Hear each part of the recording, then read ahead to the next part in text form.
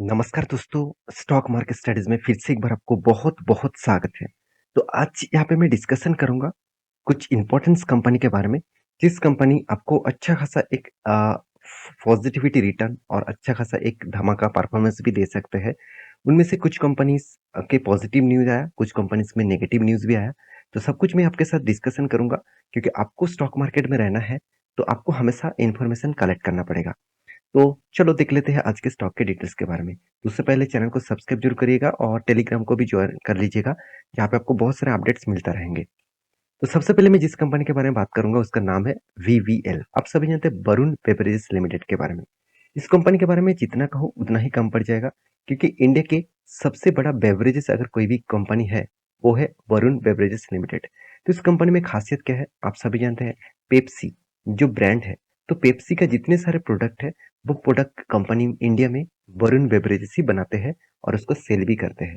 तो उनमें से एक ऑब्वियसली आप कह सकते हैं कि पेप्सी का फ्रेंचाइजीज इंडिया में वरुण बेवरेजेस ही लेके रखा है। तो वो खुद प्रोडक्शन भी करते हैं और माल को बेच भी मतलब बेचते भी है। इस कंपनी में अगर 5 साल तक आपको चार्ट पैटर्न दिखा दूं, तो कोविड के टाइम में इस कंपनी का हालत आप देखेंगे तो कितना 250 के आसपास था। तब से लेकर इस कंपनी के ऊपर मैं फोकस रखा हूँ, तब से लेकर इस कंपनी के ऊपर निवेश करके रखा हूँ। और मेरा टारगेट ऑब्वियसली बहुत बढ़िया है और मैं उस टारगेट को फॉलो करके चलूंगा। मेरा टारगेट इस कंपनी के ऊपर 10,000 के ऊपर है। तो मैं जब तक उस तरीके से टारगेट ना मिले तब तक मैं इस कंपनी के ऊपर होल्ड करूंगा, क्योंकि मुझे इस कंपनी में स्ट्रेंथ दिखता है। क्योंकि बहुत सारे लोग कहेंगे सर, रिलायंस ने कैंपा कोला लॉन्च कर दिया तो इसके लिए इस कंपनी का हालत खराब हो जाए। ऐसे बिल्कुल भी नहीं। पेप्सी आज का कंपनी नहीं है, कितना पुराना कंपनी है। 19 सीरीज का कंपनी है। तो उस टाइम से पेप्सी चले आ रहे हैं, तब से लेकर लोग पसंद करते हैं पेप्सी को।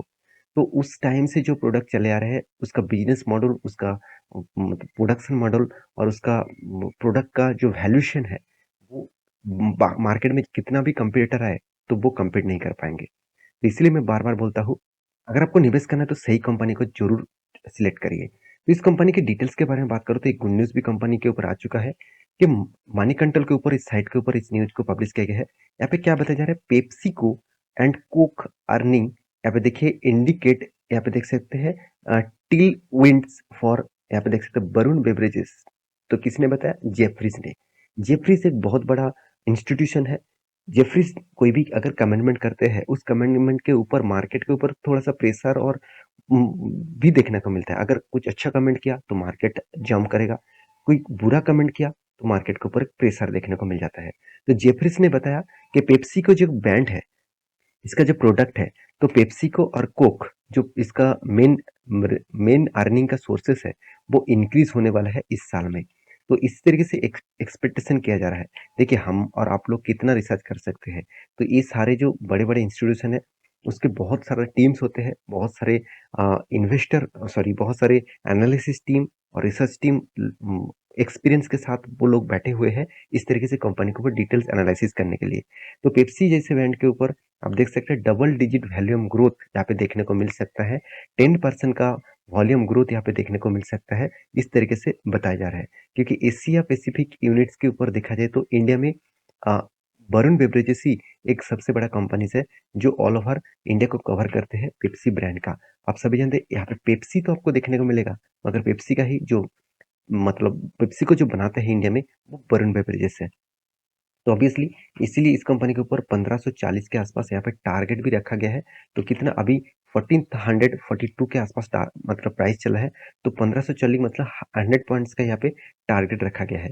ये टारगेट जाएगा कि नहीं जाएगा वो अलग बात है, मगर स्ट्रेंथ यहाँ पे बन रहा है। तो 1540 का मुझे तो लगता है बहुत ऊपर जाएगा, क्योंकि इस कंपनी में एज ए वो जो टारगेट दिया है वो शॉर्ट टर्म ट्रेडिंग के लिए, मतलब मान के चलिए 1 हफ्ते 2 हफ्ता, एक मंथ के लिए टारगेट दिया गया है। तो उस टारगेट को आप फॉलो करेंगे कि नहीं करेंगे वो अलग बात है। आपको ये देखना है कंपनी में स्टेन कितना है जो लॉन्ग टर्म के लिए आपको एक अच्छा खासा रिटर्न दे पाए। तो मैं जरूर कहूंगा यहाँ पे एंट्री लेवल एक बन सकता है। अगर कोई यहाँ पे थोड़ा सा वॉल्यूम क्रिएट करने के बाद एक ब्रेकआउट, स्ट्रॉन्ग ब्रेकआउट कैंडल आपको बना के दे, तो मैं खुद एंट्री लूंगा और आपको भी टेलीग्राम में अपडेट दे दूंगा। जाकर टेलीग्राम को चेकआउट कर सकते हैं इस तरीके से ट्रेड पाने के लिए। तो इस कंपनी के बारे में सिर्फ एक ही बात कहूंगा, कंपनी में हर पैरामीटर के हिसाब से देखा तो स्टेन दिखेगा। कंपनी इंडिया के नंबर 1 बेवरेजेस कंपनी है एफएमसीजी सेक्टर में। तो जिनमें कंपनी का मार्केट कैप से लेकर कंपनी का स्ट्रेंथ डेप्थ ऑफ इक्विटी के बारे में बात करूँ तो कम है, कंपनी का रिटर्न ऑफ इक्विटी तो बेस्ट है, सेल्स ग्रोथ शानदार है, प्रॉफिट ग्रोथ वो भी शानदार है। तो ये सारे पैरामीटर्स आपको यही कहेंगे कि कंपनी में कितना स्ट्रेंथ है। तो कंपनी ने इसलिए अच्छा खासा आपको रिटर्न भी दिया। कंपनी आपको 5 साल में 50%, 3 साल में 70% और 1 साल में तो 100% के आसपास रिटर्न दे दिया।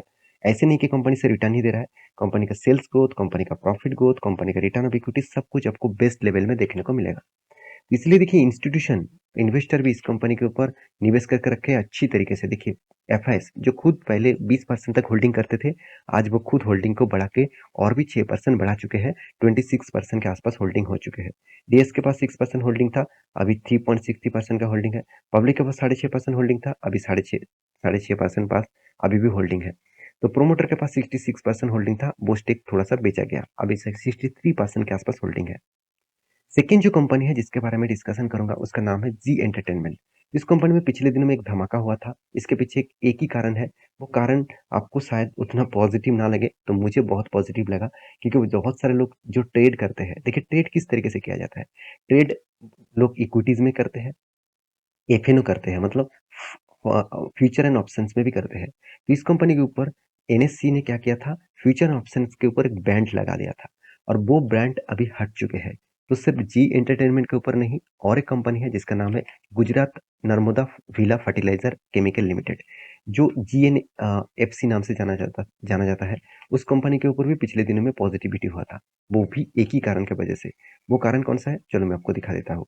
वो कारण और कुछ नहीं है, कारण आप देखेंगे तो Zee entertainment and Zee N F C, इस दोनों के ऊपर जो एफएनओ का जो बैंड था, वो बैंड को क्या कर दिया गया, एक एग्जिट कर दिया गया, और फ्राइडे के दिन मतलब पिछले दिनों में ही कर दिया गया था।